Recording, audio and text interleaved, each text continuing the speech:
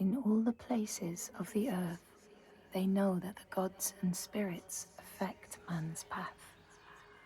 All the misfortune that befalls man lies at their feet. If you have eyes to see, you see their presence and their power. Keep your eyes open, traveler, and you might see their faces.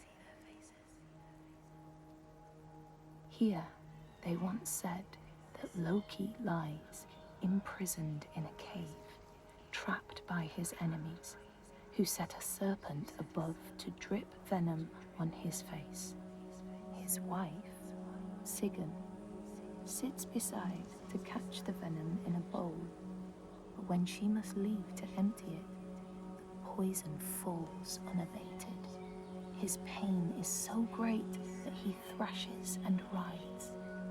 And here above, we see the earth shake and break apart.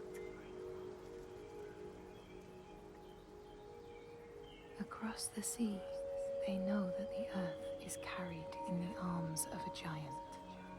When he is vexed or injured, he may not carry his burden so gently, and the world will feel his anger and pain. In a land far away, they say the winds are trapped inside the earth. They try always to make their escape, and they buffet and beat on the walls of their prison, causing the earth to quiver. And when they break through, they make their escape. They explode out in fury. In the lands of your birth, people live hidden too, in the hills and stones. They may be the remnants of a godly race who lost a war with giants and, finding the world changed, retreated into silence. But you still see their carvings and circles from the time when they walked among men.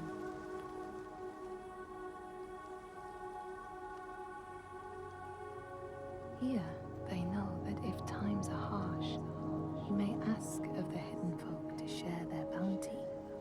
And if you are strong and wise and good, they may hear your plea and send you aid. But if you are not, or if you do not respect the strictures they lay down, you might have your strife doubled.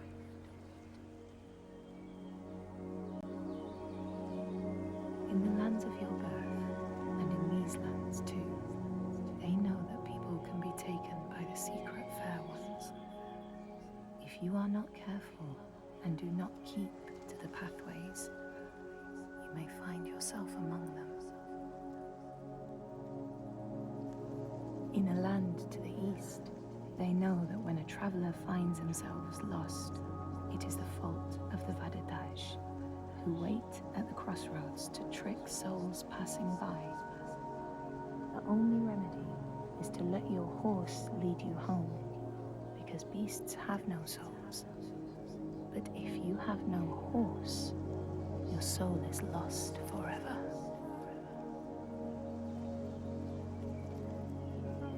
In this place, they know that sometimes the hidden folk will take their children and leave another in their place. These children may look the same as their own, but will be dazed and far away, or ill-tempered. And you know then you have a changeling in your house. In this land, when people cannot raise their children, they will leave them in a sacred place for the hidden folk to take and care for. Sometimes these children come back, but it is said that they are changed with a wildness in their eyes, and their parents do not want them. These people know that children who have died uncared for can return as Útburður, small ghosts clad in fluttering rags.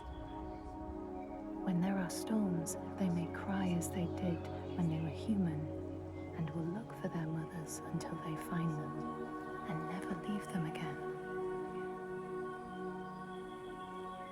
In this land, you may catch sight of the Landdisasteinar, the spirits who embody the sacred places, the rivers and rocks.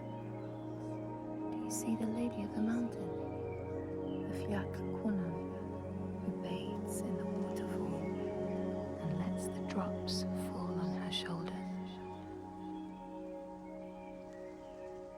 In the heart of the Northlands, they know the storms are born of the Oshkuredi, the hunt of Odin. The huntsmen ride horses with eyes of fire. Their weapons clash like thunder, and it is best to hide inside, lest your spirit be called to join them.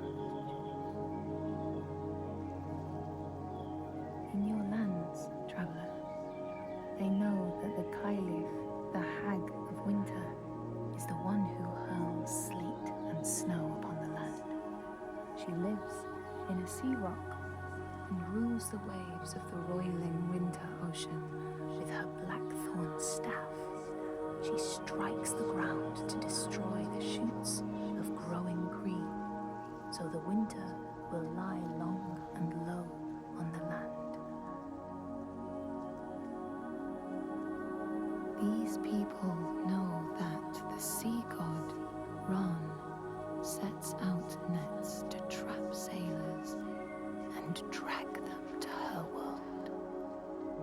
She sends the waves, her daughters, to wreck boats so she will have more men to take. And jealously, she pulls them down beneath the water. People here speak of warriors who can transform themselves into bears when they are enraged. Their skin becomes hide so thick no sword or spear can break it. When King Hrolfr fought Skald, many people saw a great bear fighting beside him, who killed more men with its paw than any 5 soldiers. Men here will tell of how Jarl Hakon worshipped the giant Thorgerða and sought her aid in the middle of battle when the tide was turning against him. Fleeing to an island, he pleaded with her for aid. She demanded a sacrifice. She rejected all of his offerings until he, at last, killed his own son in sacrifice. Thorgerða gave aid, and Hakon's enemies saw the giants striding amongst the ships, arrows flying from every finger and never missing their mark. Their morale was sapped, and Hakon won his battle.